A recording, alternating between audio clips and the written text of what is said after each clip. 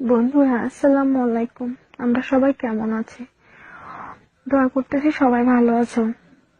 এটাই কামনা থাকবে, সবাই ভালো থাকো। আজকে যে কথাটা নিয়ে আসছি আমি তোমাদের মাঝে, জানি এখন রাত, কিন্তু আমার অন্ধকারটা দেখে খুবই ভয় লাগে। এরকম অন্ধকারের মাঝে আমি তো ডুবে যাব, আমাকে একা কবরে রেখে দেওয়া হবে। কবরের অন্ধকার ঘরে আমি কিভাবে থাকবো? ওই ভয়টা আমার কাছে খুবই কষ্ট লাগে। তোমাদের কি সেই ভয়টা লাগে?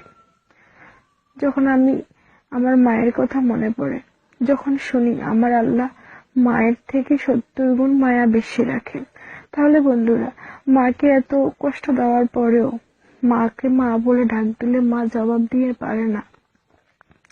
তদ্রূপ আমার আল্লাহকে একবার ডাক দিয়ে দেখো, আমার আল্লাহ 1000বার জবাব দেবে।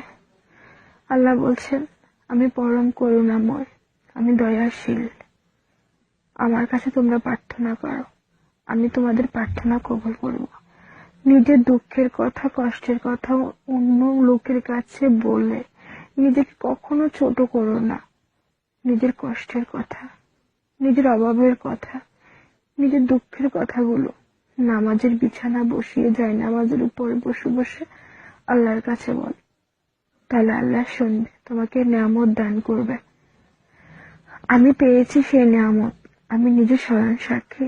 আমি আল্লাহকে বলতাম আমার কষ্টের কথা, আমার দুঃখের কথা। আল্লাহ আমার দুঃখ শুনেছে, আমার কষ্ট শুনেছে।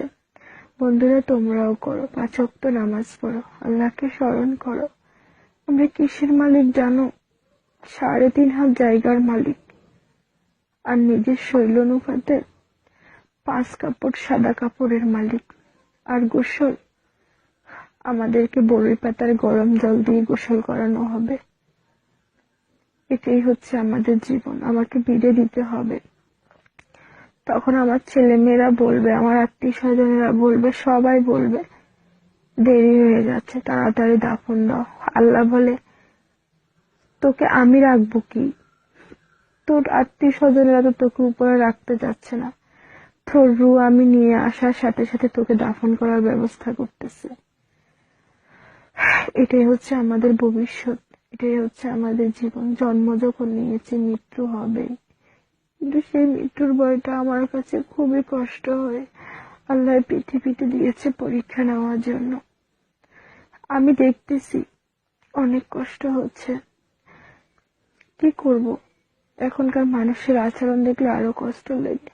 একটা বাড়ি করতে গেলে চাঁদা লাগে, মানুষের একটু টাকা হলে চাঁদা লাগে, একজনের মেয়ে বিয়ে দিতে গেলে চাঁদা লাগে। এটাই হচ্ছে জীবন। আল্লাহ সবাইকে হেদায়েত করুক। আসসালামু আলাইকুম রাহমাতুল্লাহি ওয়া বারাকাতুহু।